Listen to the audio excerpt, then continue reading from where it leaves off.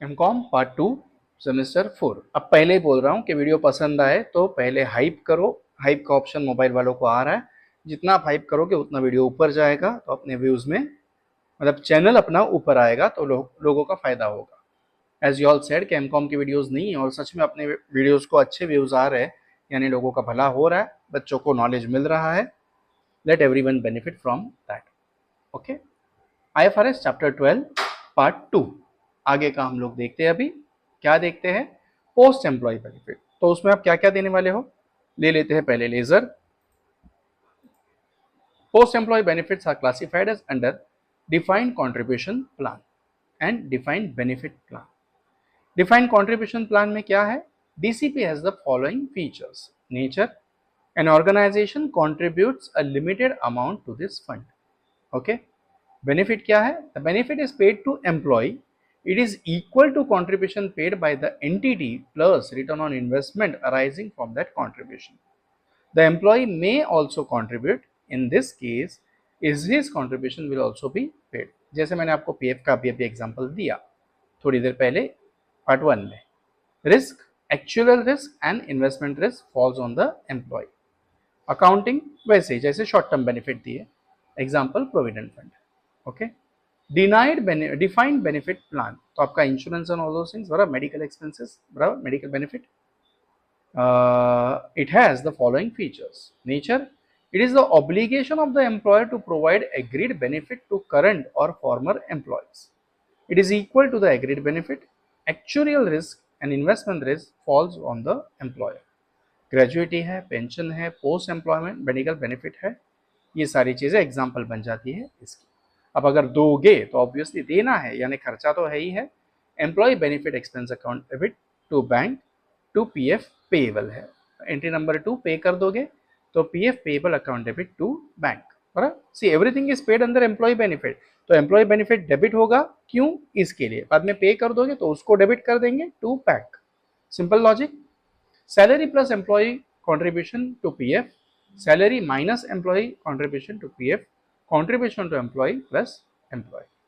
Defined benefit में calculate surplus, क्या है? Surplus is equal to asset minus liability, deficit is equal to liabilities minus asset. इसको भूल जाओ, जब सम करेंगे तब देखेंगे। ओके, डिफाइंड बेनिफिट में क्या है? Calculate final salary, calculate lumpsum amount payable to employees, allocate DBO and SLM। Actually Chintan जो अपना है, जो आपके लिए इतनी मेहनत उठा रहा है, वो AI की मदद से ये थोड़ा बहुत कर रहा है, तो उसमें कहीं ना कहीं थोड़ा बहुत लफड़ा हो जाता है, तो मुझे वो ये एग्रीड नहीं हुआ मेरे दिमाग को, इसके लिए मैंने आपको बोला इसको भूल जाओ, जब सम आएगा तो सब में देख लेंगे।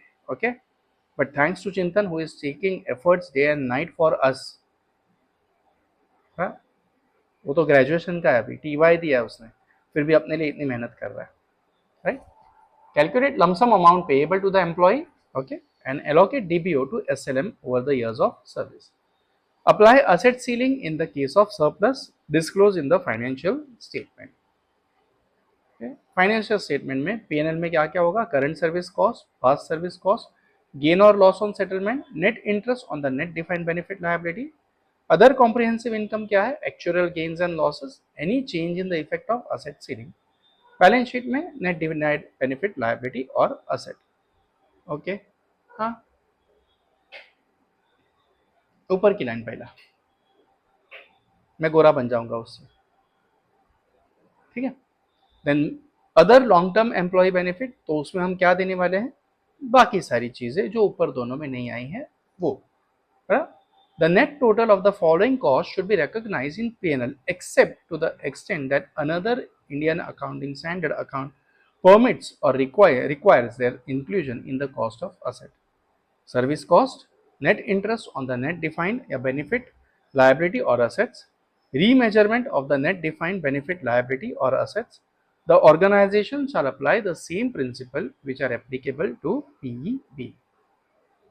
Okay, termination benefit, tata bye bye करने के बाद जो आप दे रहे हो वो, any entity shall recognize the benefit as liability and expense at the earlier of the following dates. क्या? When the entity can no longer withdraw the offer of those benefits, and when the entity recognizes cost of restructuring that is within the scope of Indian Accounting Standard 37, and involves payment of termination benefits. Measurement इसका कैसे करेंगे? An entity shall measure termination benefit on initial recognition and measure the recognize subsequent changes as per the nature of benefit. नहीं समझेगा कुछ, bouncer ही जाएगा, क्योंकि मैंने कहा आपको कि ये जो चीज़ है वो इंस्टीट्यूट टू इंस्टीट्यूट जाता है, इसके कोई ठोस एग्जाम्पल आपको मिलने वाले नहीं है। हाँ, बट सम्स करेंगे तो इसमें शायद मिल जाए। Let us wait for the sums. ले आ ही गया, क्या बात है। Mister Yogesh gets an annual salary of 45 lakhs। माँ कसम 45 lakhs यानी कि 3.5 लाख के आसपास का पगार है इसका। सही है, lucky guy. He has to work for 300 days during the year. He is allowed 20 days annual paid leaves. He availed 14 days leave. Okay, तो 6 दिन की बाकी है। Pass journal entry on accumulated and vested, accumulated and non vested। ठीक है, no problem. बंदा कितने दिन काम कर रहा है? 300 दिन, करेक्ट। कितना कमा रहा है? 45 lakhs। तो ले लो कैलसी, 45 lakhs डिवाइड बाई 300, यानी कि उसका आएगा कुछ 15,000 पर डे। वैसे बंदे ने कितने दिन की लीव अलाव है उसको? 30 दिन की। और कितने दिन की लीव ली है? 14 डेज की, यानी 6 दिन की बाकी है। तो 90,000 अपन ने उसको देना बाकी बनता है बाय डिफॉल्ट, करेक्ट। देखो तो भैया क्या हो रही है? Journal entry salaries 45 lakhs। अब मैंने जो आपको ओरली बताया वो सारा कैलकुलेशन यहाँ पे है। डन। तो सैलरी आप 45 lakhs देने ही वाले उसको। एक्सपेंसेस आपको कितना देना है उसको? 90। क्यों? पेड लीव है। To bank 45 lakhs and to provision for leave 90,000, correct. Year 2 आप उसको सैलरी देंगे, प्रोविजन फॉर लीव देंगे। वैसे टोटल कितना दोगे? 45 lakhs 90,000। डन। ये रहा accumulated and vested. Accumulated and non vesting के चक्कर में अगर देखा जाए तो क्या होगा भैया? सैलरी देंगे 45, एक्सपेंस देंगे 90, इतना हम प्रोविजन करके रखेंगे, अब भी तेरे को देंगे 45, बराबर है। अगले साल ले ले तू तेरा, है ना। 300 days ही इज अलाउड ये, और ही अवेल्ड 14 days लीव, तो ठीक है, ओके। तो नॉन एक्यूमुलेटेड है, यानी कि 4 दिन का जो तेरा है वो हम लोग दे लेंगे। 4 दिन का नहीं, 6 दिन का आना चाहिए था। सैलरी 45, एक्सपेंस 60, प्रोविजन 60, बैंक ये, okay. Assume that the employ avail only 4 out of 6 days. वो बंद कर दे, ये रहने दे, नीचे की लाइन दूसरा बंद कर दे बस।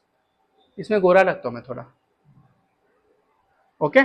उन्होंने एग्जांपल दिया था, सॉरी माय बैड, मैंने देखा नहीं। सेम चीज वापस बन गई, इग्नोर। अगर 4 दिन की ली है तो ओके, ठीक है। थोड़ा कंफ्यूजन हो गया, मैंने बताया ना कि एआई की मदद से करा तो एआई कहीं कहीं टांग दे देता है अपने को। बट आई होप आपको समझ में आया कि कैलकुलेशन क्या करना है, कैसे करना है, क्यों करना है। ठीक है, थैंक यू।